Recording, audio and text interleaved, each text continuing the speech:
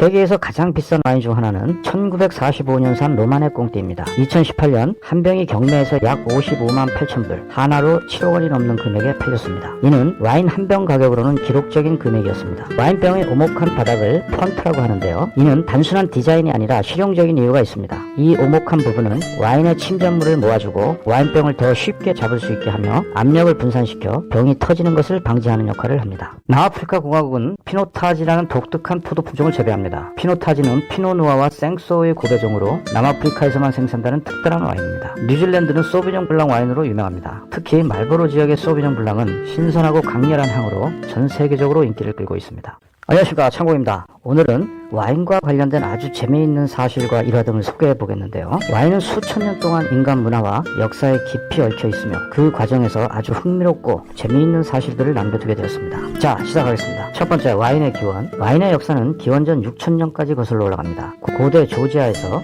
구루지아라고도 얘기하죠. 최초의 와인이 만들어졌다고 알려져 있습니다. 당시에는 도자기 항아리에 포도즙을 저장하여 발효시켰다고 합니다. 두 번째, 샴페인의 탄생. 샴페인은 원래 실수로 만들어졌다고 합니다. 프랑스 상파뉴 지역의 수도사인 돔페리뇽이 와인을 만들었지만 병 속에서 다시 발효가 일어나 탄산이 생기게 되었습니다. 처음에는 이를 실패로 여겼지만 나중에 이 탄산이 독특한 매력을 지닌 샴페인으로 탄생하게 되었다고 합니다. 세 번째, 가장 비싼 와인. 세계에서 가장 비싼 와인 중 하나는 1945년산 로마네 꽁띠입니다. 2018년 한 병이 경매에서 약 55만 8천 불, 하나로 7억 원이 넘는 금액에 팔렸습니다. 이는 와인 한 병 가격으로는 기록적인 금액이었습니다. 네 번째, 와인병의 비밀. 와인병의 오목한 바닥을 펀트라고 하는데요. 이는 단순한 디자인이 아니라 실용적인 이유가 있습니다. 이 오목한 부분은 와인의 침전물을 모아주고 와인병을 더 쉽게 잡을 수 있게 하며 압력을 분산시켜 병이 터지는 것을 방지하는 역할을 합니다. 다섯 번째, 보졸레 누보의 축제. 프랑스 보졸레 지역에서는 매년 11월 셋째 주 목요일을 보졸레 누보 데이로 축하를 합니다. 이날은 해당 해에 수확한 포도로 만든 신선한 와인을 처음으로 맛볼 수 있는 날로 전 세계적으로 다양한 행사가 열리기도 합니다.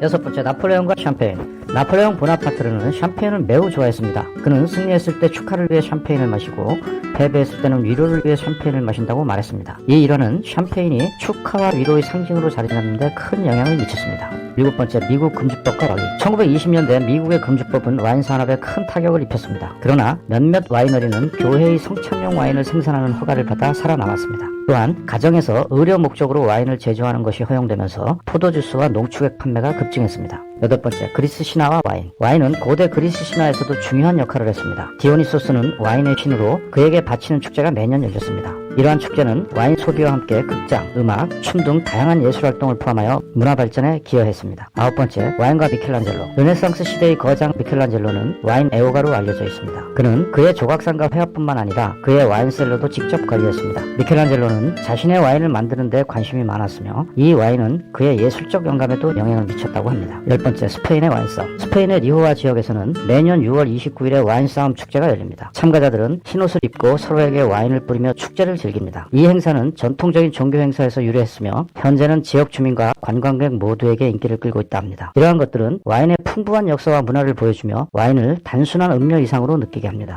11번째, 제임스 본드와 샴페인. 제임스 본드 영화 시리즈에서 주인공은 샴페인 볼란저를 자주 마십니다. 볼란저는 실제로 영화 제작사와 협약을 맺고 영화 속에서 다양한 형태로 등장하며 이는 브랜드 마케팅의 대표적인 사례로 꼽힙니다. 12번째, 유럽의 와인 강도 사건. 2014년 프랑스의 로마네 꽁띠 수천 병의 고가 와인이 도난당하는 사건이 발생했습니다. 이 사건은 가장 큰 와인 강도 사건 중 하나로 기록되었으며 와이너리 보안 시스템을 구성하는 데 큰 영향을 미쳤다고 합니다. 13번째, 미국의 와인 혁명. 1976년 파리에서 열린 와인 테이스팅에서 캘리포니아산 와인이 프랑스산 와인을 꺾고 우승했습니다. 이는 미국 와인의 품질을 세계에 알리게 되었고 미국 와인 산업은 급성장하는 계기가 되었습니다. 14, 디즈니와 와인. 디즈니 월드는 캘리포니아 그릴 레스토랑에서 캘리포니아 와인만을 제공하는데 이는 캘리포니아 와인 산업을 지원하고자 하는 일환입니다. 15, 마릴린 먼로와 와인. 마릴린 먼로는 샴페인을 매우 좋아했다고 합니다. 특히 돔페리뇽 1953년산 빈티지를 즐겼다고 합니다. 16번째, 와인의 연도 표기. 일부 고급 와인병의 라벨에는 특정 연도가 표시되어 있습니다. 이는 해당 연도가 와인의 포도가 수확된 해를 나타내며 와인의 품질과 가치 평가에 중요한 요소가 됩니다. 17번째, 애니록스의 와인 저장고. 유명한 도둑인 애니록스는 20세기 초 프랑스에서 활동했습니다. 그녀는 고가의 와인만을 표적으로 삼았습니다. 그녀의 활동은 와인 도둑의 전설로 만들어냈습니다. 18번째, 호주 와인 산업의 성장. 호주는 20세기 중반까지 와인 생산이 미미했지만 1980년대 이후로는 전 세계적으로 인정받는 와인 생산국이 되었습니다. 특히 시라즈와 샤르도네가 유명합니다. 19번째, 와인과 음악의 관계. 연구에 따르면 와인을 마실 때 듣는 음악이 와인의 맛에 영향을 미칠 수 있다고 합니다. 클래식 음악을 들으며 와인을 마시면 더 풍부한 맛을 느낄 수 있다는 연구 결과도 있습니다. 20번째, 리처드 3세의 와인 창고. 영국의 리처드 3세는 와인을 매우 좋아했던 왕으로 그의 개인 와인 창고에는 수천 병의 와인이 저장되어 있었다고 합니다. 전투 중에도 와인을 가지고 다녔다는 이야기가 전해집니다. 21번째, 지중해 해적과 와인. 중세시대 지중해 해적들은 상선에서 와인을 약탈하여 거래에 사용했습니다. 와인은 당시 화폐처럼 거래 수단으로 사용될 만큼 귀중한 상품이었다고 합니다. 22번, 프랑스 혁명과 와인. 프랑스 혁명 동안 많은 와이너리와 포도밭이 파괴되었습니다. 혁명 후에는